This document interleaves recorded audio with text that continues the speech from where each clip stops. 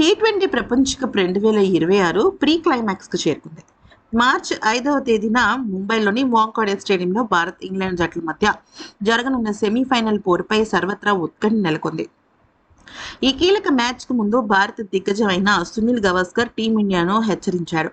అయితే ఇంగ్లాండ్ జట్టులో ఉన్న ఒక ప్రమాదకరమైన ఆటగాడి గురించి గవాస్కర్ చేసిన వ్యాఖ్యలు ఇప్పుడు క్రీడా వర్గాల్లో చర్చనీయాంశంగా మారాయి. ఇంగ్లాండ్ ఆల్రౌండర్ విల్ జాక్స్ రూపంలో భారత్కు చాలా పెద్ద ముప్పు పొంచి ఉందని ఆయన విశ్లేషించారు. ప్రస్తుత టోర్నీలో విల్ జాక్స్ అద్భుతమైన ఫామ్లో ఉన్నాడు. ఇప్పటి వరకు ఆడిన 7 మ్యాచ్ల్లో 4 సార్లు ప్లేయర్ ఆఫ్ ది మ్యాచ్ అవార్డును గెలుచుకున్నాడు. అదే తన ఒక ఆటకి నిదర్శనం. బ్యాటింగ్లో 191 పరుగులు చేయడమే కాకుండా బౌలింగ్లో 7 వికెట్లు పడగొట్టి ఇంగ్లాండ్ సెమీస్ చేరడంలో కీలక పాత్ర పోషించాడు.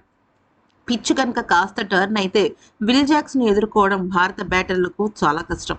ముఖ్యంగా సంజు, అలాగే సూర్య, హార్దిక్ వంటి రైట్ హ్యాండ్ బ్యాటర్లు అతన్ని ఎదుర్కొంటారనే దానిపైన మ్యాచ్ ఫలితం ఆధారపడి ఉంటుంది. అయితే ఇదేమీ కష్టమైన పనేమీ కాదు, కానీ కొద్దిగా శ్రద్ధ పెట్టాల్సిన విషయం అని అన్నాడు.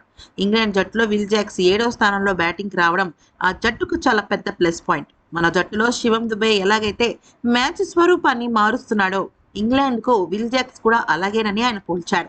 వెస్టిండీస్తో జరిగిన క్వార్టర్ ఫైనల్స్ తరహాలోనే ఇంగ్లాండ్తో మ్యాచ్ కూడా అత్యంత ఉత్కంఠభరితంగా సాగడం ఖాయమని స్పష్టం చేశాడు.